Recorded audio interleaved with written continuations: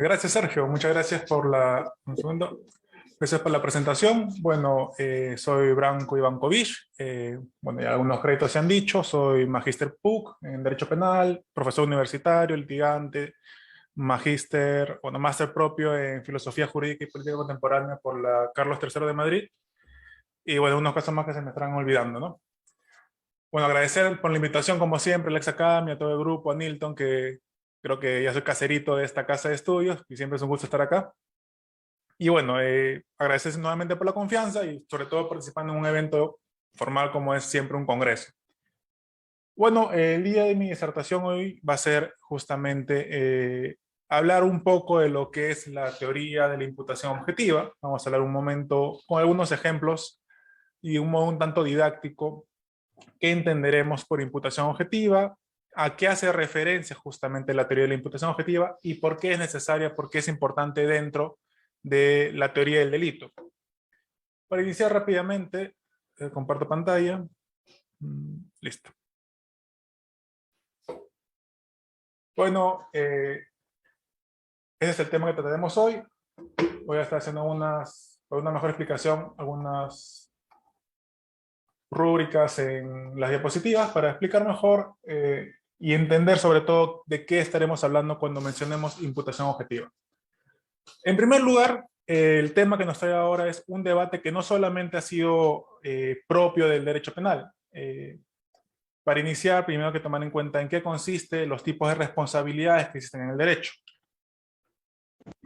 En el caso, antes de entrar en el tema, explicar, en el derecho existen diversos tipos de responsabilidades. En resumen, en concreto, podemos dividirlas en aspectos de responsabilidad subjetiva y de responsabilidad objetiva. En el caso de la responsabilidad subjetiva, es aquella, por ejemplo, como en el derecho penal, que valora y toma en cuenta lo que sería la intención del autor. En este caso, autor, en todo caso, para no penalizarlo tanto, del sujeto activo, la persona en general. No es lo mismo causar un daño, puede ser civil, administrativo o penal, de modo culposo que de modo doloso, de modo consciente que de modo inconsciente. La responsabilidad subjetiva valora, evalúa, toma en consideración justamente todas estas variables. Por otro lado, en el caso de la responsabilidad objetiva, basta únicamente la comisión de la infracción para que se reconozca la responsabilidad. Esto se da principalmente en el tema de las responsabilidades administrativas. Administrativamente, si te cruzas una luz roja, eres responsable independientemente de la causa. Si no declaraste tu impuesto a la renta y omitiste declarar tributos, eres responsable tributariamente. En el caso de derecho, ¿y cuál es la característica? Que no interesa si lo hiciste conociendo, sin conocer, pensándolo, con dolo, con culpa. Basta el solo hecho que ya lo hayas cometido para que se te reconozca la responsabilidad y se te imponga la sanción. Por eso la responsabilidad es objetiva a la conducta realizada. Esta característica de las responsabilidades, de hecho, está proscrita por el propio Código Penal. En el título preliminar está proscrita toda forma de responsabilidad objetiva. Es decir, por el solo hecho de cometer algo, no vas a ser responsable. Vamos a valorar las circunstancias en las que se ha cometido. En tal sentido, ¿qué tenemos? Cuando hablamos de imputación objetiva, hay que tomar en cuenta una serie de variaciones que ha habido respecto de la historia. Hemos tomado en cuenta, por ejemplo, hace muchos años, hace bastantes décadas, la relación causal, el causalismo, ¿no? Si tu conducta es la que producía el resultado, causalmente, por lo tanto, tenías responsabilidad penal. Lindaba si es que no entraba ya de lleno lo que sería la responsabilidad objetiva, proscrito por el actual derecho penal. Fuimos avanzando, llegamos al finalismo que nos dijo, oigan, hay que tomar en cuenta la finalidad del autor. No es lo mismo la valoración para alguien que comete un hecho, que mata a alguien queriendo, que alguien que mata inconscientemente o por culpa. Y esta diferenciación lo que vino a hacer es justamente empezar a valorar ciertos criterios. Dentro de todo, vamos a ver muy rápido, Viene después el funcionalismo, varios años después, sobre todo el arraigo que tuvo en los 70 y más que nada inicios de los 80 y sobre todo de teoría de imputación objetiva que caló muy fuerte de los 2000 en adelante en nuestro país. ¿Qué nos decía? La responsabilidad objetiva, como si podemos retroceder al causalismo, era tú cometes el hecho, por lo tanto eres responsable. ¿Cuál es la diferencia? Mejor dicho, ¿qué lo diferencia de otras áreas como el administrativo, etcétera? Que esta proscripción de responsabilidad objetiva entra directamente a un elemento que sí es muy particular dentro del derecho penal, que sería una de las categorías de delito, que sería la tipicidad, que lo veremos en un momento. ¿Qué nos dice, en resumen, en buena cuenta, la teoría de imputación objetiva? No basta el solo cumplimiento de los elementos del tipo penal, el que mata a otro, para imputar responsabilidad. Es decir, no basta solamente que yo dispare a alguien, no basta que yo golpee a alguien para que se configure el tipo penal y por lo tanto tenga responsabilidad. Con esto, ¿qué tenemos? La primera interpretación que se da, que sería justamente que acoge el derecho administrativo: si cometes el tipo administrativo, eres administrativamente responsable. Esto se descarta. Es decir, la sola tarea de checklist de los elementos objetivos del tipo penal, sujeto activo, pasivo, etc., no es necesario, no es suficiente para imputar responsabilidad. ¿Por qué? Y aquí es donde introduce la imputación objetiva criterios que venían siendo desarrollados por el finalismo desde hace bastantes décadas. Vamos a valorar los hechos concretos. Ya no será solamente verificar si concurren o no, si se subsume o no en el tipo penal la conducta, sino hay que ver las características de la conducta. Y sobre la base de eso vamos a evaluar, vamos a pensar qué tipo de responsabilidad se podrá imputar o responder. Partamos de la premisa, algo muy básico. Partamos de la premisa, bueno, conducta humana, acción, omisión, comisión por omisión, tipicidad, antijuricidad, culpabilidad y, bueno, más recientemente, punibilidad. ¿Ya? Acá, en resumen, hablamos de conductas. Bueno, no repetir. Acción, omisión y comisión por omisión. ¿Ya? Estas conductas deben subsumirse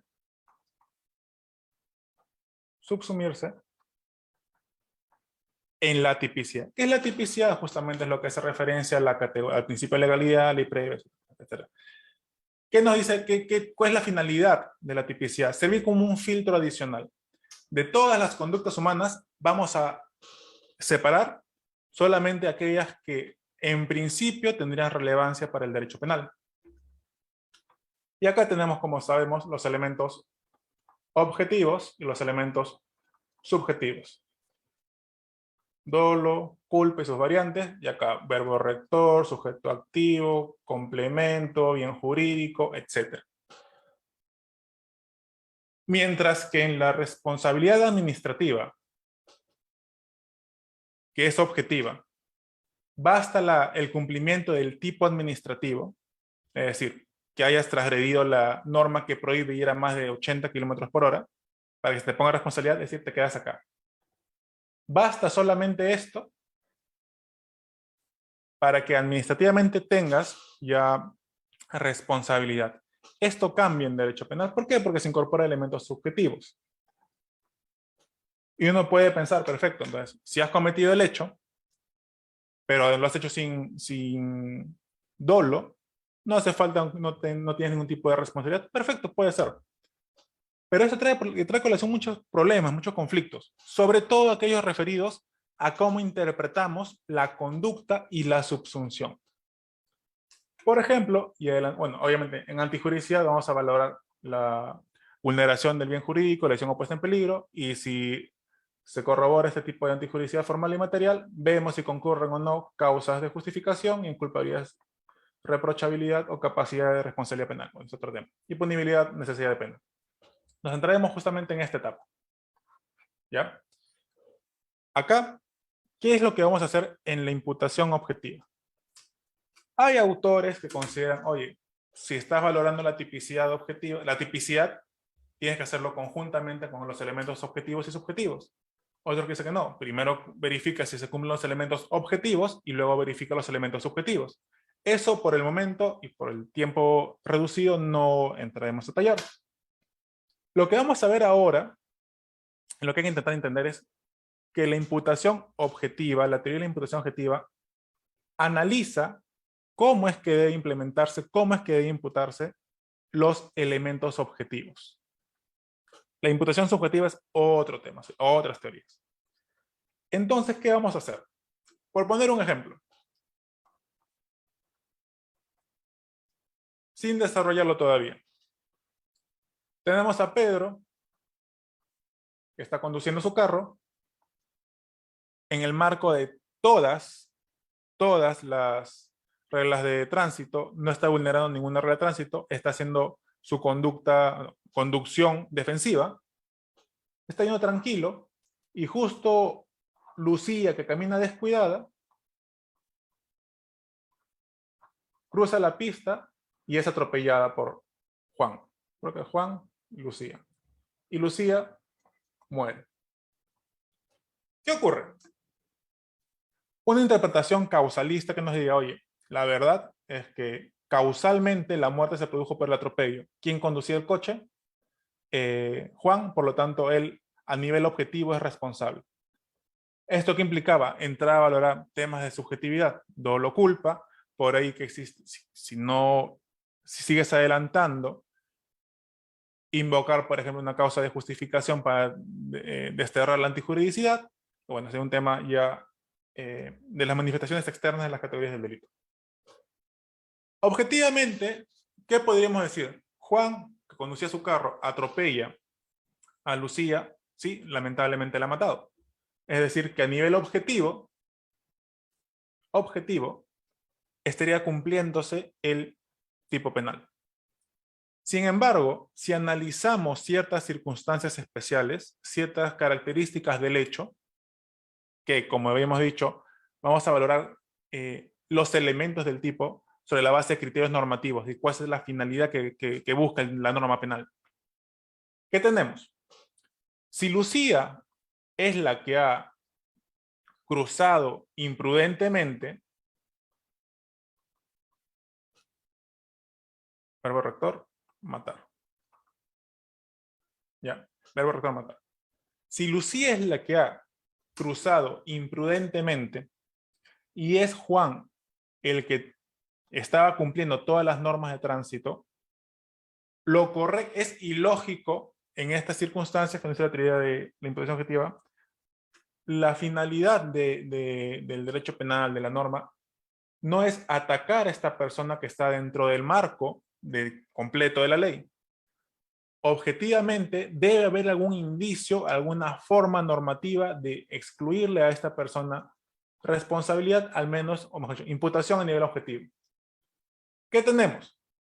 Que lo cierto, lo correcto, lo que ocurrió en los hechos es que la víctima en este caso fue la que por conducta imprudente se sometió a un riesgo. Obviamente en este caso Juan no debía tener ningún tipo de injerencia en el incremento de riesgo. Lo veremos luego. Por lo tanto, en esta interpretación a nivel objetivo que tenemos, no es posible, no es razonable, no es lógico ni siquiera normativamente imputarle a nivel típico el delito de homicidio culposo o doloso a Juan. ¿Por qué? Porque la conducta generadora del riesgo es la que produjo Lucía. Es decir, ¿por qué se produjo el hecho? ¿Por qué se produjo el resultado? Por una conducta negligente, imprudente de Lucía. Y entran a valorar nuevos criterios de corte normativo. Acá vamos a ver, por ejemplo, este es un criterio que respondería a varios factores. Podemos hablar que Juan, por su parte, ha conducido dentro de lo que se conoce como riesgo permitido. Vamos a verlo cada uno. Y Lucía se ha cometido una conducta que se da de autopuesta en peligro. ¿Ya? Ahora bien, obviamente esto no es porque nos da la gana. Hay fundamentos, hay finalidad del tipo, que se busca proteger, si es razonable o no la imputación objetiva. ¿Y cuál es la diferencia?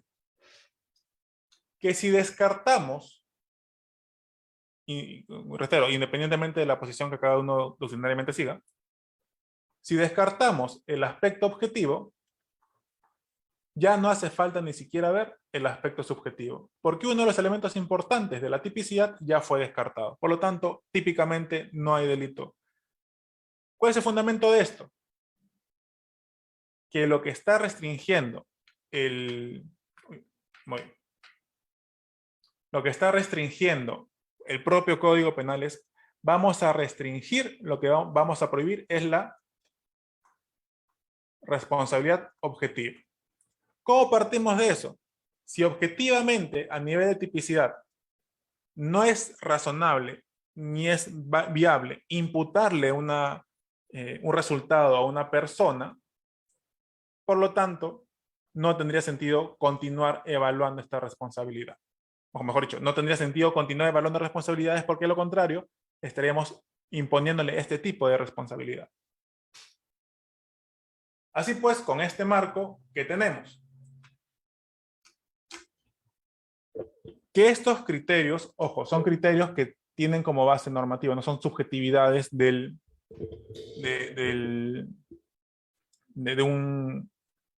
un abogado o de un profesor de derecho. Son criterios que han sido desarrollados por la doctrina sobre la base de criterios normativos.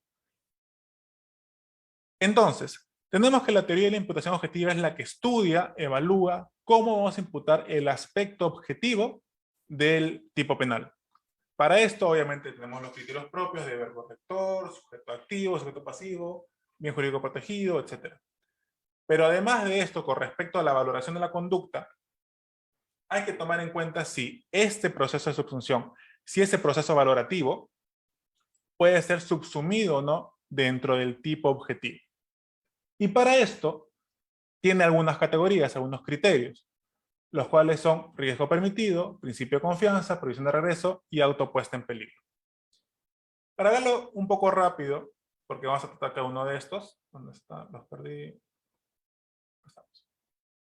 Vale, de cada uno de estos, el riesgo permitido, en principio, es que busca el riesgo permitido.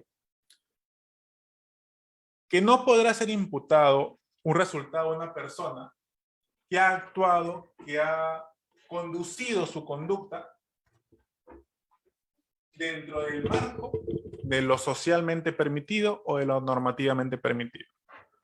Por ejemplo, en el ejemplo de Juan, si Juan está conduciendo dentro de los marcos de la ley, respetando las reglas de tránsito, respetando sin ningún tipo de duda la conducción defensiva, los riesgos que él produce se encuentra de lo establecido por la ley.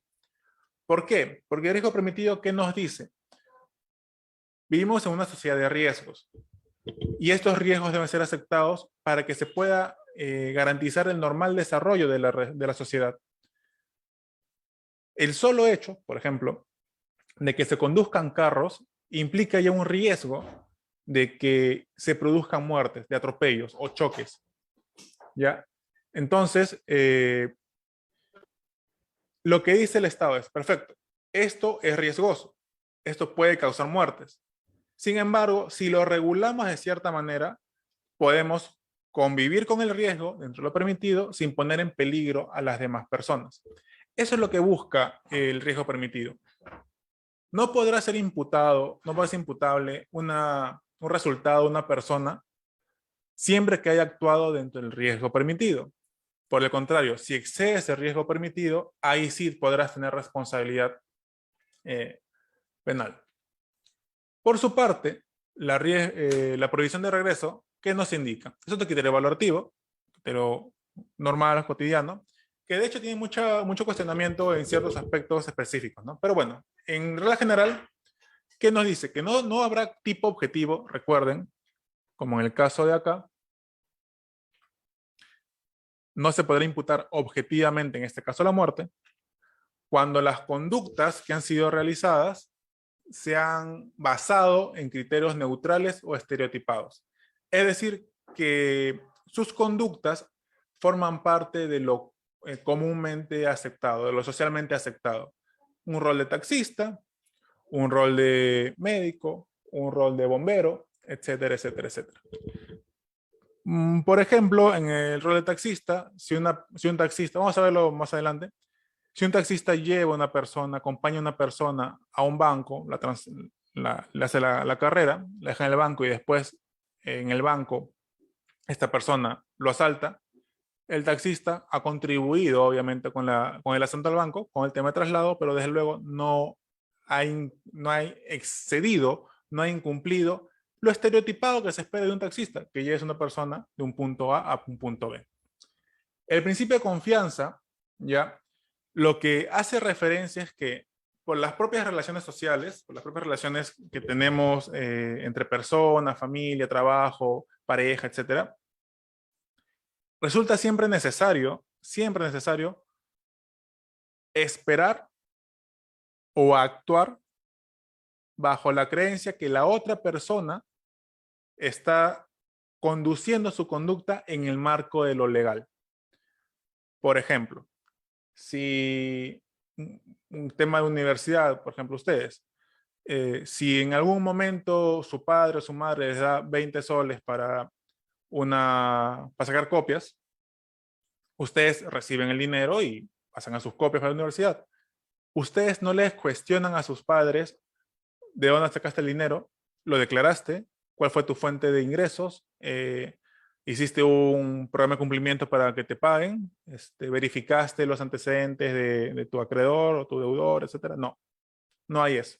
Porque confías en este sistema social, que de hecho es lo que garantiza el normal desenvolvimiento, el correcto desenvolvimiento de la sociedad en sí misma. Finalmente, un último tema que es la autopuesta en peligro.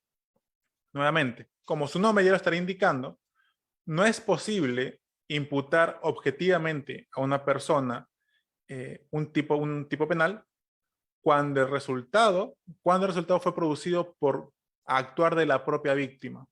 Es decir, en el caso del carro, este se produjo por la conducta imprudente de la propia Lucía, no se le va a poder imputar, obviamente, ni homicidio doloso ni homicidio culposo a Juan, siempre y cuando él estado dentro de lo permitido, ¿no? ¿Qué indica esto? Obviamente que la víctima es la que tiene preponderancia, la que decide el destino causal de su propia conducta.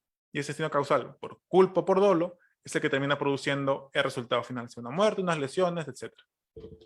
De hecho, bueno, eso lo pueden ver también en la casación de estafa. Bueno, vamos a ver primero con riesgo permitido. ¿Qué nos indica esto? ¿Qué hace referencia a este criterio?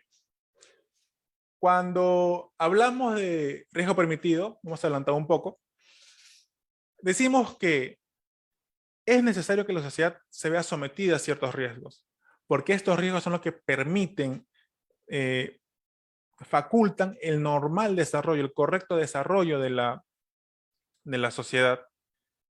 Podemos entenderlo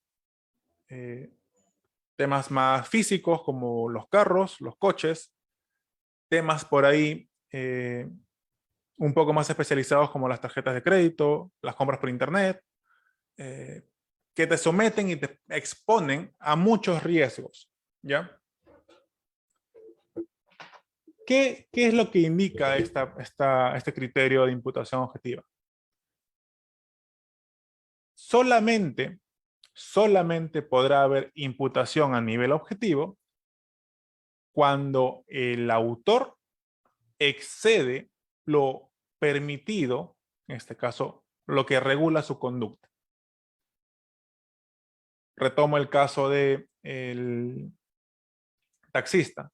Si el taxista está conduciendo dentro del marco legal, está conduciendo en el marco de lo permitido, no tendrá ningún tipo de responsabilidad, pero digamos que por un momento excede ese marco. Pasa de 80 kilómetros por hora a 100 kilómetros por hora en zona urbana. Y en ese marco atropella a alguien. Ese exceso ya no podrá ser no pasa excluido de imputación objetiva. ¿Por qué? Porque ya excediste el riesgo permitido.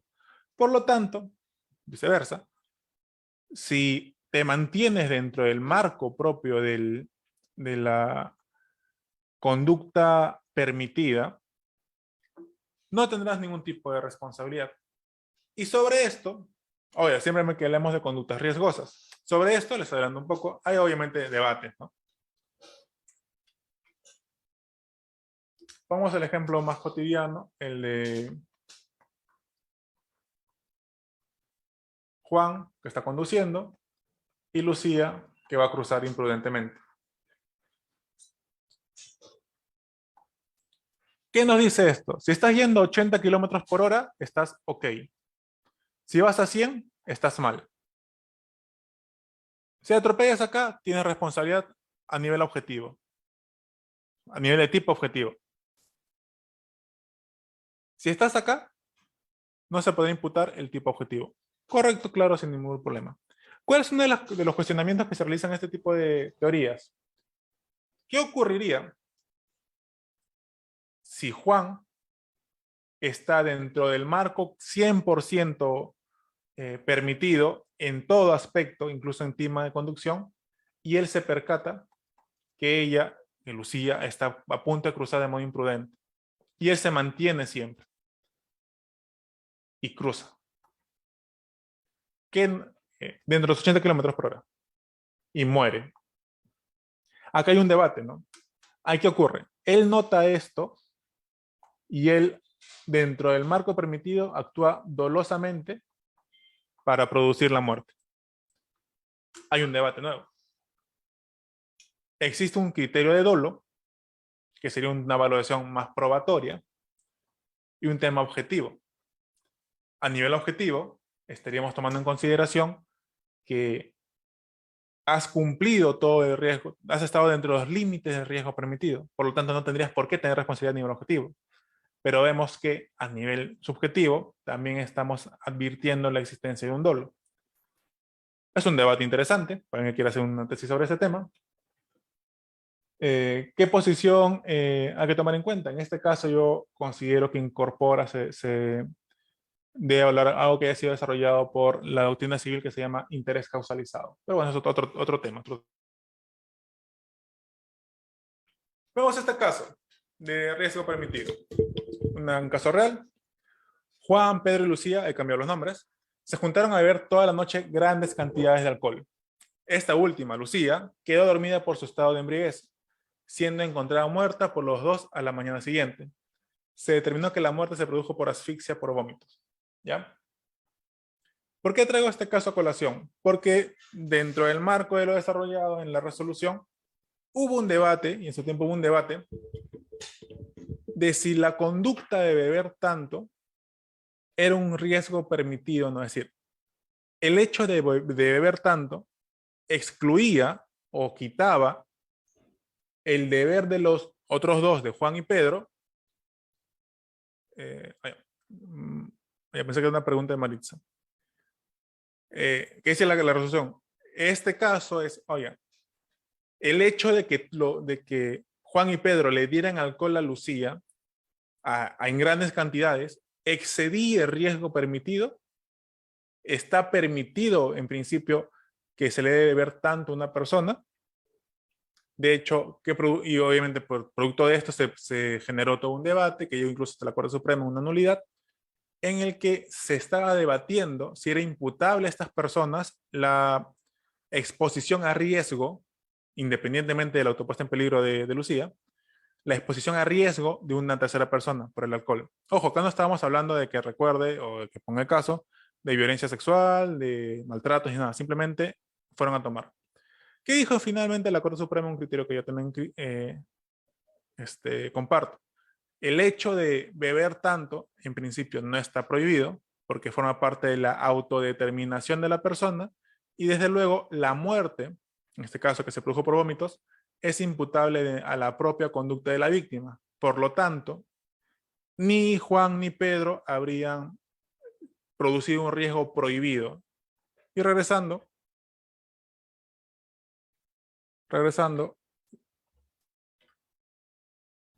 se mantenía, al no haber un riesgo prohibido, la ausencia de imputación. Caso contrario, si ellos tenían el deber de cuidar a la víctima, se debe haber una persistencia, una presencia de imputación. Siguiente criterio es el principio de confianza, uno que de hecho actualmente, desde el último par de años hasta la fecha, está en bastante debate en la Corte Suprema, principalmente en el tema de lavado de activos y corrupción de funcionarios. Hay varias casaciones que han salido, una de las cuales, una de las últimas ha sido una mía, presentada por mí, mejor dicho. ¿Qué nos dice el principio de confianza? Como les adelantaba, no será imputable a nivel objetivo las contribuciones o la realización de conductas que hayan sido ejecutadas en el marco de la creencia que el resto está actuando de modo legal, está actuando conforme a lo que establece la ley. El ejemplo que se haya puesto, ¿no?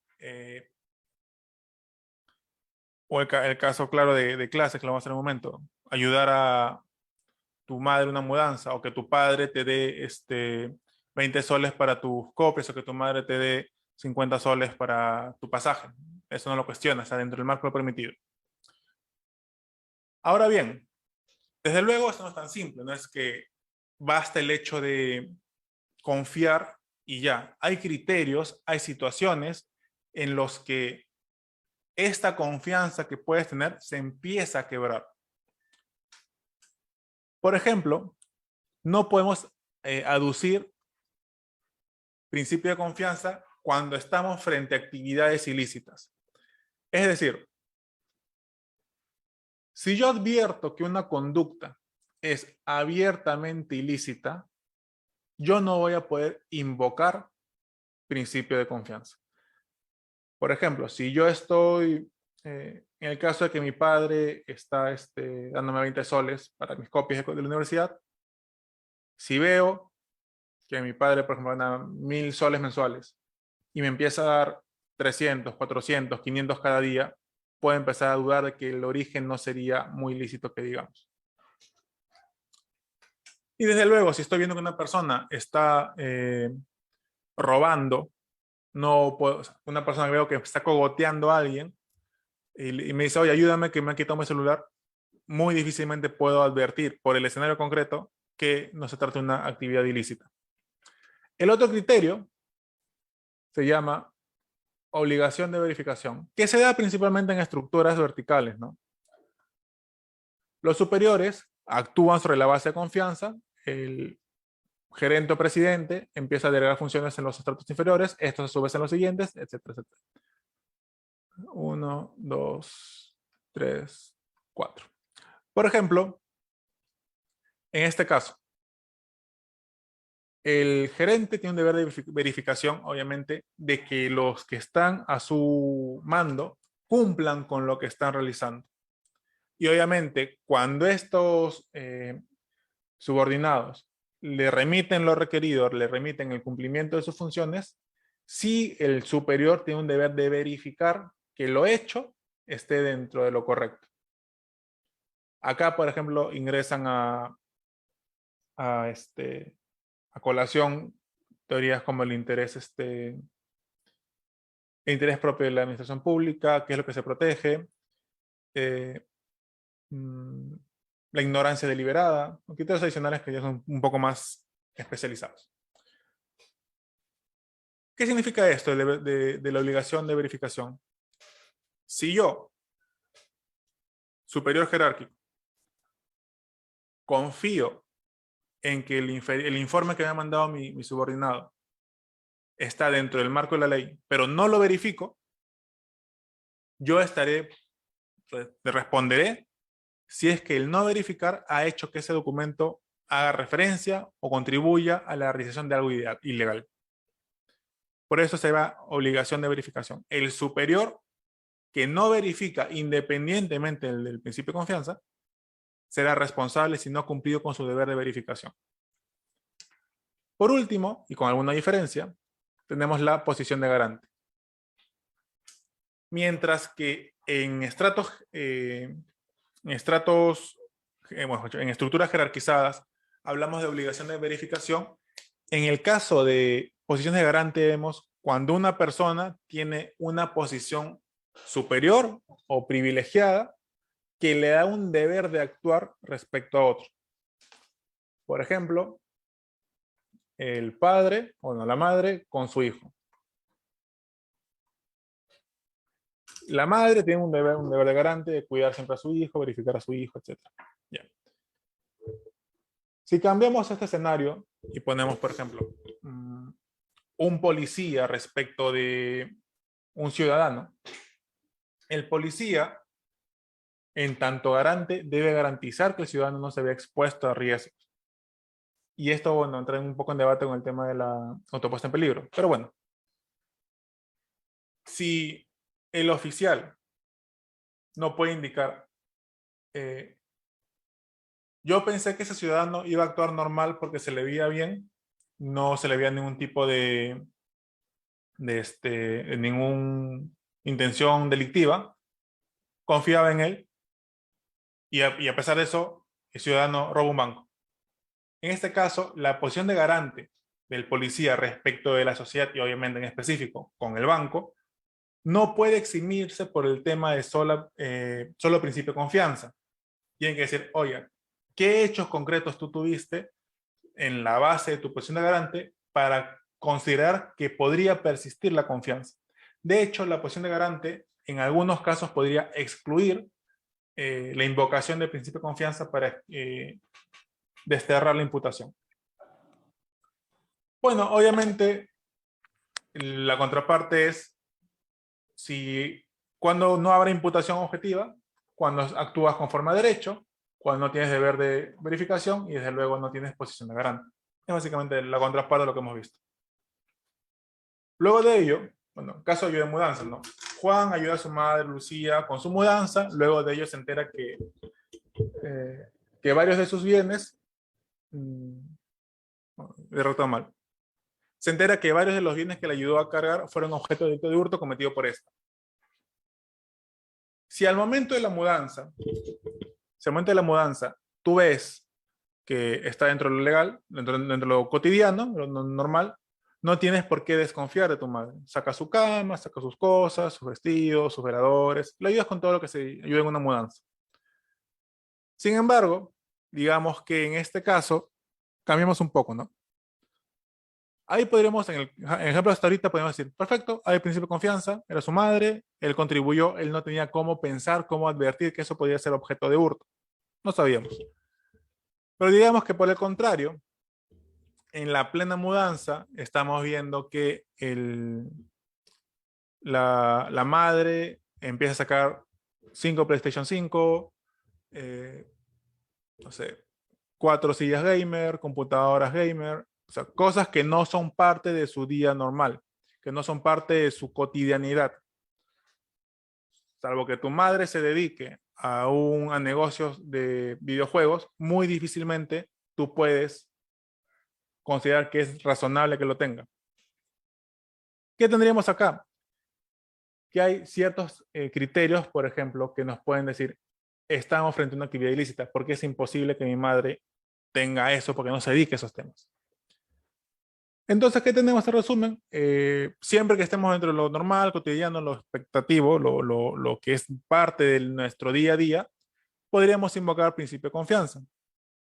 Y eso no sea solamente temas de madres o hijos o padres o hijas. El simple hecho de conducir en la calle, si yo voy conduciendo en luz verde para carros, puedo confiar que el resto no se va a meter al medio y va a chocar el mío. Es un caso muy particular de entender lo que sería el principio de confianza. Luego de ello, tenemos una institución, una categoría, un criterio de imputación objetiva que es la prohibición de regreso, que tiene muchos cuestionamientos. Entre ellos yo me incorporo. ¿Qué nos dice la prohibición de regreso? Que no podrá ser imputable a nivel de tipo objetivo una conducta, no puede imputarse objetivamente una conducta, a aquella persona que realiza su conducta de modo neutral, estereotipado o cotidiano. En buena cuenta, salvo diferencias mínimas, ambas hacen referencia, los tres criterios hacen referencia a lo mismo, pero tienen ciertas diferencias. Cuando hablamos de conducta neutral,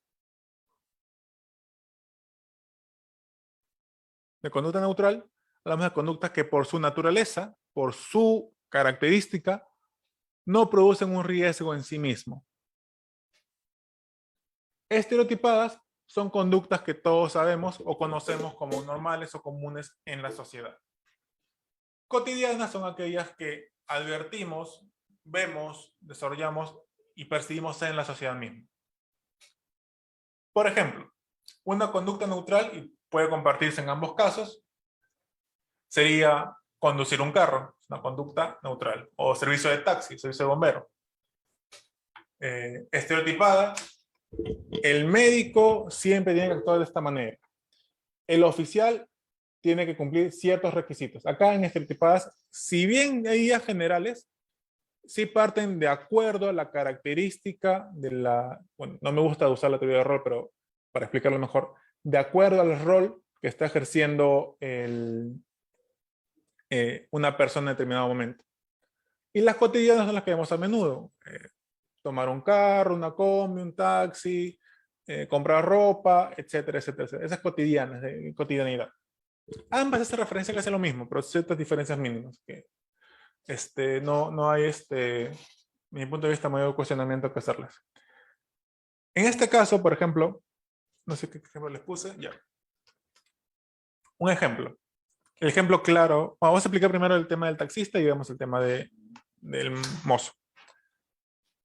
Un ejemplo de prohibición de regreso real, igual una resolución judicial de la Suprema, si me falla la memoria. Sí, creo que sí. No me acuerdo si era nulidad, de haber sido por el año. Juan, realizando su labor de taxista, fue abordado por Pedro, quien lo condujo hasta un inmueble. Al llegar, ingresó su vehículo hasta la cochera, donde Pedro y Lucía empiezan a meter en el carro varios bienes para luego indicarle que continuara la marcha. Posteriormente fueron intervenidos por la policía. ¿Qué ocurrió? Juan está conduciendo, haciendo su rol de taxista, y en ese marco le piden que ingrese a una casa para subir bienes. Juan abre la parte de atrás del carro para que se suban los bienes, los bienes muebles. Ayuda y empieza a conducir. En el marco de esta salida, lo interviene la policía. ¿Por qué? Porque habían sido objeto de hurto o robo, no me acuerdo cuál delito. ¿Qué ocurre en este caso? Pedro y Lucía, obviamente, acá son autores. El debate está, ¿basta la prohibición de regreso para excluir de responsabilidad a Juan? ¿Qué tenemos? Que su conducta, de hecho, es una conducta estereotipada.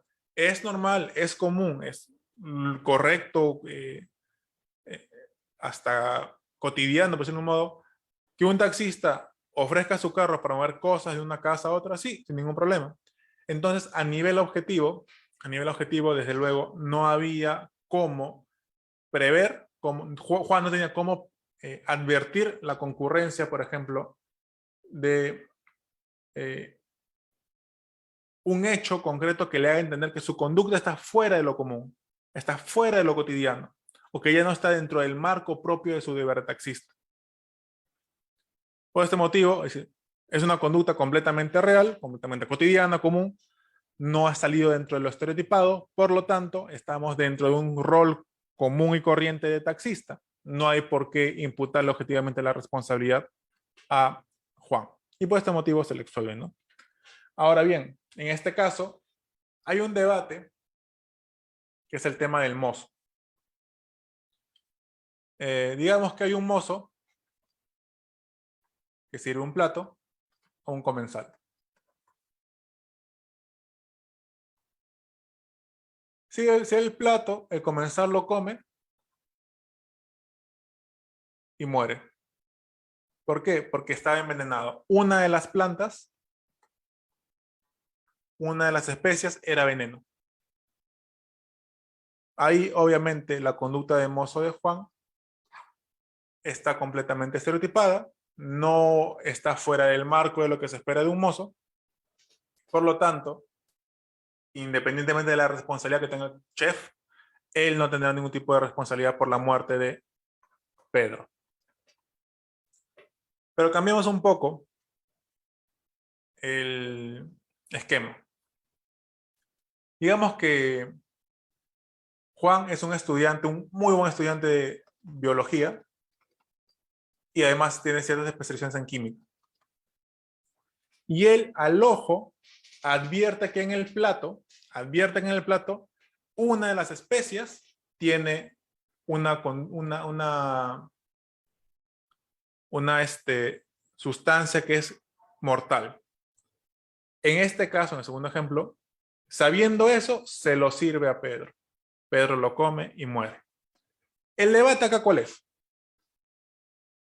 Un funcionalismo extremo, considerado más general jacobsiano, indica que los conocimientos especiales no pueden determinar conductas estereotipadas. Por lo tanto, ¿qué significa esto en castellano? Independientemente de mis conocimientos especiales, yo estoy acá ejerciendo el rol de mozo. ¿Ya? Por lo tanto, que yo sepa algo adicional a lo que se me exija a mí como mozo, igual me excluye la responsabilidad. Es funcionalismo radical. Un funcionalismo como el que sigo yo, más roxiniano, que nos dice, perfecto, en el caso del mozo, que no es biólogo ni químico, eso se mantiene dentro de la conducta estereotipada. Pero si este mozo tiene conocimientos especiales, hace que esta conducta en específico de llevar el veneno ya no pueda ser estereotipada, porque adicionalmente a este rol de mozo hay un rol adicional, que es un rol ciudadano, que es evitar generar riesgos, evitar, bueno, no está escribiendo todo, evitar producir resultados, evitar poner en peligro a otras personas. Yo debo conducirme a actuar dentro de toda mi libertad, evitando poner en riesgo a otras personas. Por lo tanto, si yo sé que mi conducta, que en principio es estereotipada, puede producir un riesgo, ya no está siendo estereotipada. Por lo tanto, en este caso, de nuestra posición, de los que seguimos el funcionalismo más moderado, sí habría responsabilidad. Un debate interesante para que quiera alguna tesis por ahí. Finalmente, imputación a la víctima. Este es mi tema de tesis de maestría en la Católica. En resumen, ¿qué dice la imputación a la víctima? Como su nombre lo indica, no se podrá imputar responsabilidad a una persona cuando el resultado ha sido producido exclusivamente o casi exclusivamente por la propia conducta de la víctima. ¿Qué significa esto? Bueno, adelantándonos a esto, hay que diferenciar un tema que es riesgo de resultado. El riesgo es una fuente de peligro, crear fuentes de peligro. El resultado, por su parte, es la producción final de ese peligro, la concreción de ese peligro. Si disparo un arma, creo una fuente de riesgo, produjo un riesgo a la vida, y ¿cuál es el resultado? La muerte. Si el resultado es exclusivamente imputable a la víctima, en principio no habrá responsabilidad para quien produjo la fuente de riesgo.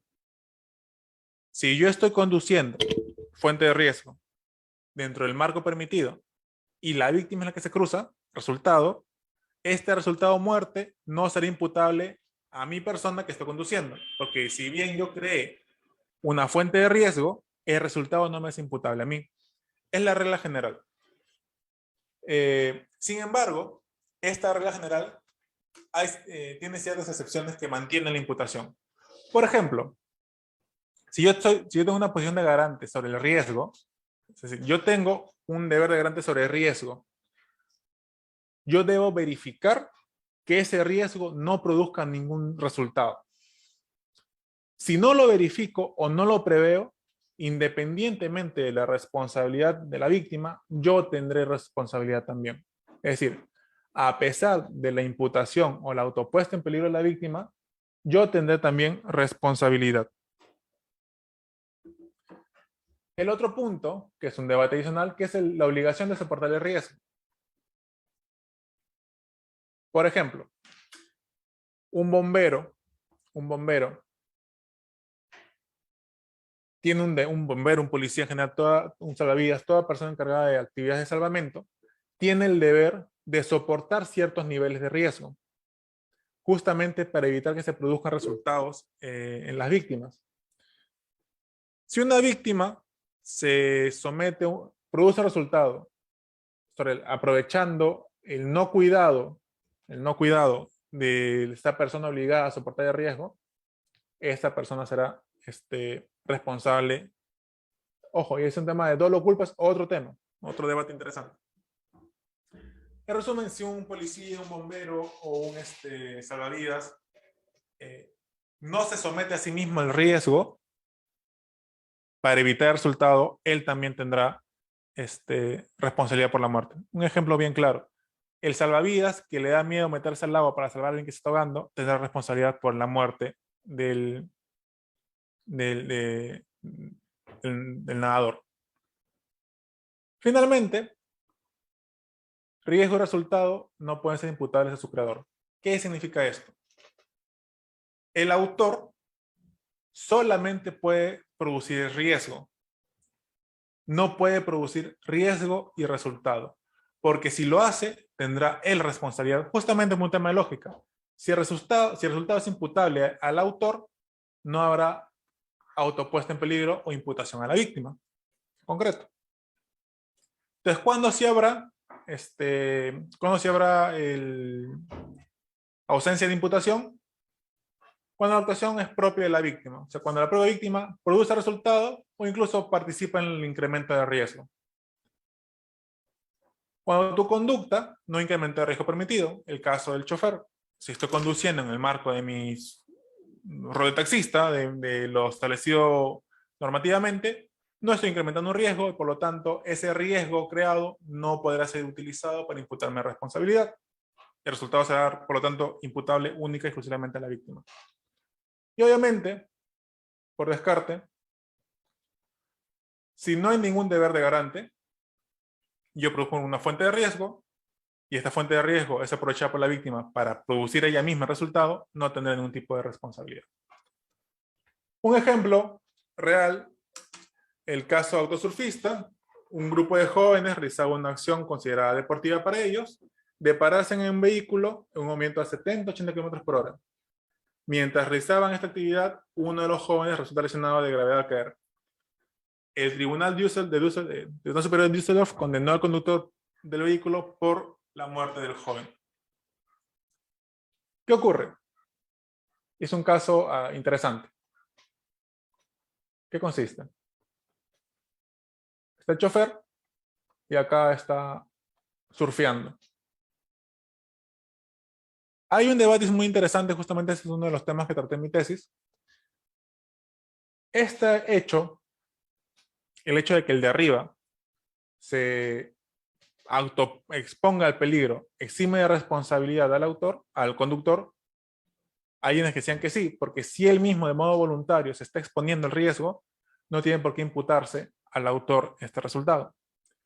Sin embargo, ¿qué valoró el Tribunal de Düsseldorf? Esta persona en el carro tenía ¿qué?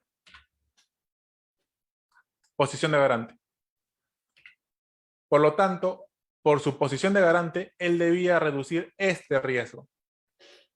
En este caso, lo que en principio efectivamente se puede ver como una autopuesta en peligro de la víctima, no excluye la responsabilidad del autor siempre que haya un tema de posición de garante.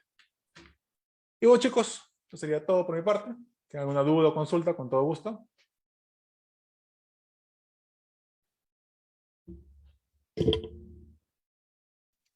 Profesor Branco. Sí. Sí, ¿qué tal? Por aquí, Sergio. Doctor, una consulta. Es un tema, bueno, disculpe en todo caso si es que mi concepción respecto a la ubicación en la sistemática es impreciso, pero mi pregunta es sobre la teoría de los elementos negativos del tipo, ¿no? Algunos postulan que las causas de justificación, pues, cuestionan a nivel de tipicidad, ¿cierto? Y eso me trae dudas, ¿no? Respecto a, ¿es posible hacer el ejercicio de una causa de justificación desde la teoría de imputación objetiva? ¿Usted qué opina? Interesante pregunta, estimado Sergio. Considero que no, porque son, bueno, es que depende la estructura que tengas eh, del delito. O sea, si es, yo sigo la que divide en conducta, tipicidad, antijuridicidad y culpabilidad, no podría ser posible, porque para que opere la causa de justificación tienes que llegar a la antijuridicidad. Si por el contrario lo defines como conducta típicamente antijurídica y culpable, no habría ningún problema. Pero en cualquier campo, yo considero que las causas de justificación no niegan la tipicidad objetiva. ¿Ya?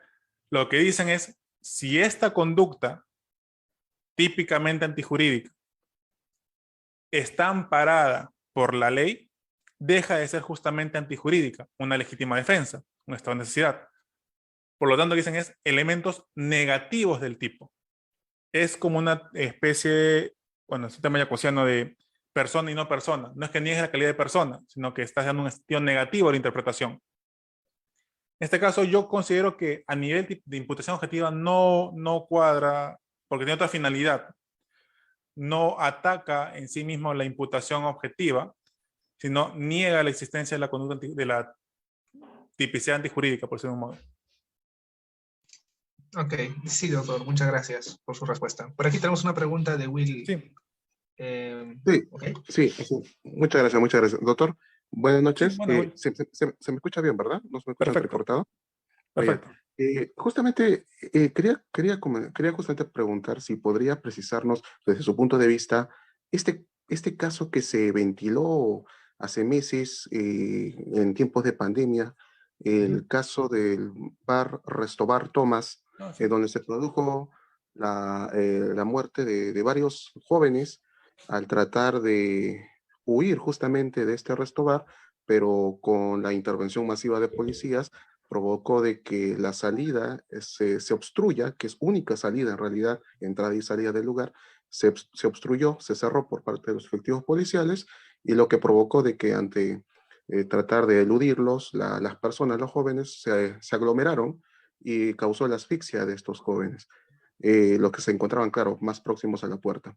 Eh, no sé si capaz escuchó este caso, quería saber más o menos cómo sería la calificación en el tema de la responsabilidad que podrían obtener los policías, quizá los policías, ¿no? Los policías intervinientes, respecto quizás a un posible calificativo de homicidio culposo, o también hay una concurrencia de culpas también que nos pueda precisar por parte de las víctimas. Eso más que nada, doctor. Me gustaría más bien su opinión ver, porque veo que realmente domina muy bien el tema. Y bueno, esa sería la pregunta, doctor. No, gracias, Will, por la pregunta.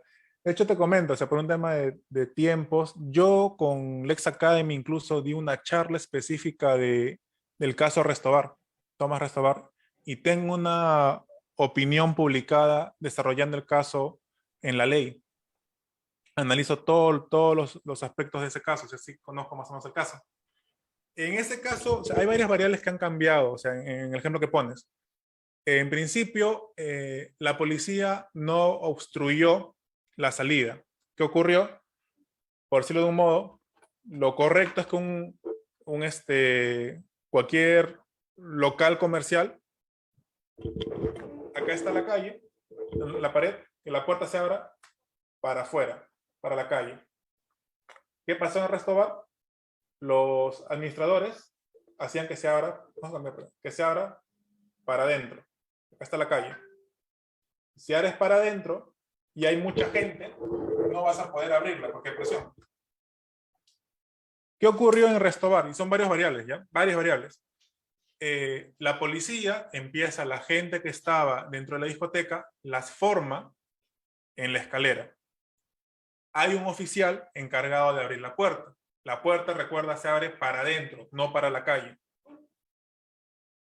La gente empieza a empujar al punto tal que presiona al policía, y como la puerta se abre para adentro y está toda la multitud acá, no puedes abrirla. Por eso en los videos lo que ves es que la policía está literalmente sacando la puerta desde afuera. En ese caso que ocurrió, yo sí en principio no considero que haya un tipo de responsabilidad por parte de la policía. salvo un dato adicional que haya cambiado, sí considero que hay un tipo de responsabilidad por parte de los administradores, y ahí opera criterios adicionales a los que hemos visto. Opera una figura mucho más especializada, que es justamente la que traté en mi tesis, que se llama heteropuesta en peligro consentida y hay participación autopuesta en peligro. Que eso sí nos mandaría, lamentablemente, Will, al menos una mayorita más. Lamentablemente estamos en un congreso que en esa oportunidad no podrá hacer. Con otra oportunidad, con todo gusto. Sí, sí, doctor, muchas gracias, más bien. A ti. Sí, ese temito también hay que ahondarlo Ujú. y voy a estar buscando de todas maneras ese material que debe estar ahí en las redes disponibles, Sí, de su autoría, claro. sí, Y tiene más bien, muchas como... gracias, doctor, muchas Con gracias. todo gusto. Muchas gracias por la pregunta, Will.